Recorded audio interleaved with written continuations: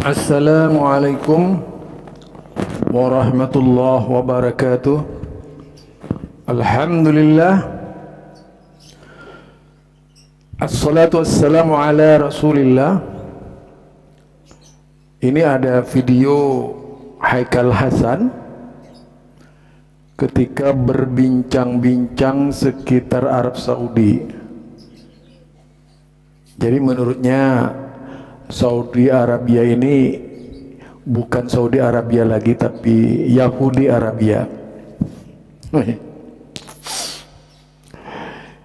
Ya, tentu saja karena memang orang seperti Haikal Hasan dari awal memang benci Arab Saudi ya.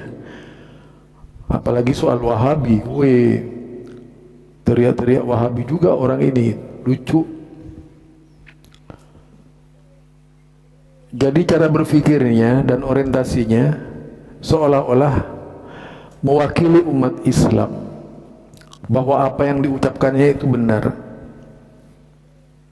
Padahal kita juga sebelum mendengarkan Ustadz Haikal Hasan ini, ya harus membaca latar belakang Ustadz Haikal Hasan yang dulu itu pernah tinggal di Israel. Jadi kita pertanyakan tentang Haikal Hasan ini.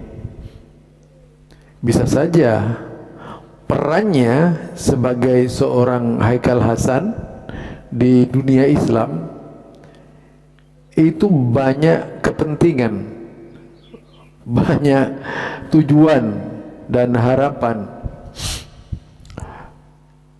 Nah, sebelum segala sesuatunya panjang lebar kita bahas, mari kita dengar apa yang dikhotbahkan oleh Haikal Hasan kepada temannya.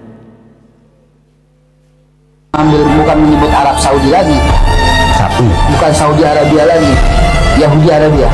Saya nggak peduli saya dicekal untuk umroh, saya nggak peduli dicekal untuk haji oleh MBS dan antek-anteknya. Kenapa saya katakan demikian?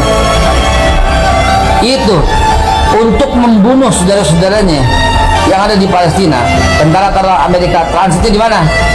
Di Riyadh. Mau ngapain transit di situ? Ini orang-orang ini adalah mereka membantu orang yang mau membunuh saudaranya. Itulah Saudi Arabia. Harusnya dia... Itu yang diucapkan oleh Ustadz Haikal Hasan ya. Ulang sekali lagi supaya kita lebih maksud apa yang dituju oleh Ustadz Haikal Hasan. Bukan menyebut Arab Saudi lagi, bukan Saudi Arabia lagi, Yahudi Arabia. Saya nggak peduli saya dicekal untuk umroh, saya nggak peduli dicekal untuk haji oleh MBS dan antek-anteknya. Kenapa saya katakan demikian? Itu untuk membunuh saudara-saudaranya yang ada di Palestina. Tentara Amerika transitnya di mana? Di Riyadh. Mau ngapain transit di situ? Ini orang-orang ini adalah mereka membantu orang yang mau membunuh saudaranya. Itulah Saudi Arabia. Harusnya dia... Itu yang diucapkan oleh Ustadz Haikal Hasan menyoroti Saudi Arabia karena kebenciannya yang sangat luar biasa kepada Wahabi ya. Karena Haikal Hasan termasuk orang yang paling rajin membenci Wahabi itu. Dari awal ceramahnya lihat tuh tentang Maulid dan sebagainya itu lucu-lucu karena memang berangkat dari cara pemaparan agama yang tidak berilmu. Dan saya kenal baik dengan Haikal Hasan ketika ada kajian kristologi ya di apa itu tempatnya Pramuka itu ya. Nah, di sana saya pernah bertemu dengan Ustadz Haikal Hasan ini. Saya mencoba menangkap semua apa yang disampaikan oleh Ustadz Haikal Hasan dan kemudian saya juga menyimpulkan menurut ya kemauan saya menyimpulkan. Kalau Ustadz Haikal Hasan sekarang itu membenci Saudi, itu menurut saya wajar-wajar saja. Tetapi yang perlu dipertanyakan, Ustadz Haikal Hasan ini dulu kan lama di Israel ya. Apa saja dikerjain di Israel itu, dan apa keperluannya ke Israel. Bahkan sering ke Israel itu ya. Dari pengakuannya dia sering ke Israel dulu. Nah, kita tahu ya, bisa-bisa saya tidak ingin menuduh dia mata-mata Israel, intelijen Israel ini memang sangat luar biasa. Namanya intelijen ya bisa masuk dan bisa ada pada siapa saja yang lama di Israel. Ini dari pengakuan Haikal Hasan sendiri. Nah, apa yang dikerjakan di Israel gitu. Nah itu. Kemudian kedua, kalau mau baca Arab Saudi, jangan sekedar melihat Amerika. Mungkin itu lebih pada sifat politis ya. Sifat politis. Dan kan Amerika tidak terlibat perang. Amerika itu tidak terlibat perang. Tapi yang terlibat perang itu adalah Israel. Nah, kalau melihat MBS misalnya, itu kan tetap sebagai penyumbang. Kerajaan Arab Saudi sampai sekarang termasuk penyumbang Palestina yang terbesar ya. Itu tidak bisa didustakan oleh kita. Terus kalau Haikal Hasan apa kan cuma teriak-teriak gitu. Bahkan ujung-ujungnya dari pembicaraan lahirlah cuan dan sebagainya ya. Lah kita sangat mengenal lah sepak terjang Haikal Hasan ini. Artinya memang objektivitas Haikal Hasan ini perlu dipertanyakan, apakah objektivitas atau subjektivitas yang diamalkan dalam langkah-langkahnya memahamkan tentang Israel. Nah, kalau mau berbicara negeri Yahudi, itu dulu memang tempatnya Haikal Hasan. Jadi kita perlu juga hati-hati dari orang yang berani menyampaikan kritik terhadap Israel itu. Jangan-jangan dia mata-mata Israel. Karena saya punya teman di Indonesia ya, seorang teman, dia berteman dengan ya intelijen, dia berteriak-teriak tapi nggak pernah ditangkap-tangkap gitu. Dia berteriak-teriak nggak pernah ditangkap-tangkap.